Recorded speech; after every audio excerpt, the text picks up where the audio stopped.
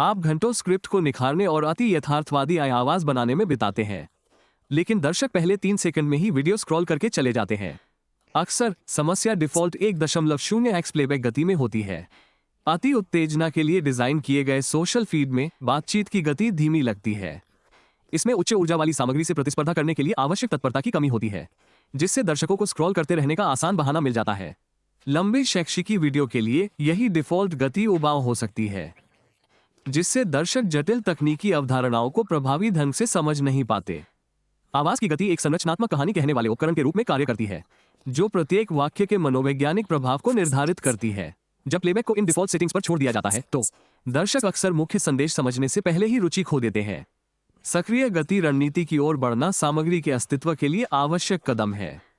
Spectrum का सबसे बायां छोर 0.7x से 0.9x जोन गति के बजाय स्पष्टता को प्राथमिकता देता है।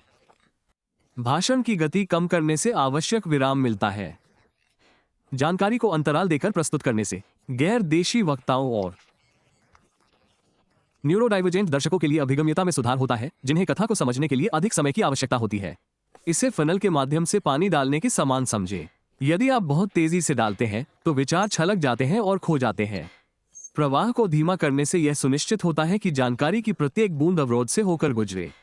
ये सुनियोजित गति गतिशील टाइपोग्राफी के साथ मिलकर सबसे अच्छा काम करती है, जिससे दर्शक विशिष्ट डेटा बिंदुओं को ठीक उसी तरह पढ़ और आत्मसात कर सकते हैं जैसे वे बोले जाते हैं।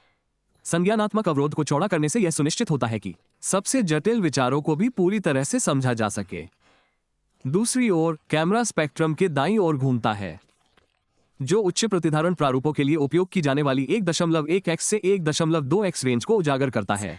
भाषा को संपीड़ित करने से पढ़ने में तत्काल तात्कालिकता आती है, जो तेज गति वाले मनोरंजन से दर्शकों द्वारा अपेक्षित तीव्र लय से मेल खाती है। गति में यह मामूली वृद्धि बाउंस पॉइंट्स को सीधे समाप्त कर देती है। वे सूक्ष्म विराम जहां बोर्ड दर्शक आमतौर पर स्वाइप करके दूर चले जाते हैं, निरंतर उत्तेजना प्रदान करता है, उपयोगकर्ता को एल्गोरिथम फीड से जोड़े रखने के लिए आवश्यक। इसके विपरीत, जहां एक ओर धीमी गति से प्रस्तुति गहरी समझ विकसित करती है, वहीं दूसरी ओर तीव्र गति से प्रस्तुति वायरल होने के लिए आवश्यक गति प्रदान करती है। इच्छित प्रारूप के अनुरूप गति निर्धारित करना श्रोताओं की सहभागिता को अधिकतम करने का प्राथमिक कारक है। अपने प्रोजेक्ट के लिए सही गणितीय गति खोजने के लिए अनुमान लगाने के बजाय एक व्यवस्थित परीक्षण प्रोटोकॉल की आवश्यकता होती है। पहला कदम एक नियंत्रण चर स्थापित करना है। हमेशा अपनी प्रारंभिक बेसलाइन ऑडियो को डिफॉल्ट 1x सेटिंग पर उत्पन्न करें। दूसरा, अपने प्रारूप लक्ष्य की पहचान करें के लिए ऊर्जावान 1.15x गति की आवश्यकता है। संक्षिप्त सामग्री।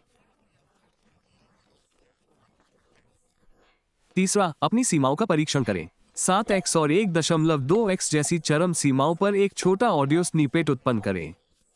इन चरम सीमाओं का परीक्षण करने से पता चलता है कि एआई आवाज कहां विकृत होने लगती है। वहां से आप गति को तब तक कम कर सकते हैं जब तक कि यह इष्टतम सेटिंग पर स्थिर न हो जाए। यह दृष्टिकोण ध्वनि निर्माण को एक स्थिर आउटपुट से एक ट्यून करने योग्य उपकरण में बदल देता है।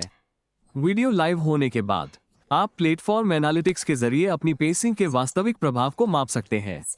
औसत व्यू रेशियो आपकी ऑडियो स्पीड को वेरीफाई करने का सबसे सटीक पैमाना है। अगर दर्शक बीच में ही वीडियो देखना बंद कर देते हैं तो आपकी पेसिंग शायद बहुत धीमी है। अगर वे बार बार वीडियो को रिवाइंड करते हैं या उलझन भरे कमेंट करते हैं तो आपने स्पीड बहुत ज्यादा बढ़ा दी है।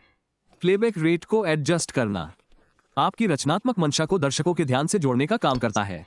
पेसिंग पर महारत हासिल करने से दर्शकों को आपके विचारों को पूरी तरह समझने में मदद मिलती है और साथ ही एल्गोरिदम को यह संकेत मिलता है कि कंटेंट प्रमोट करने लायक है।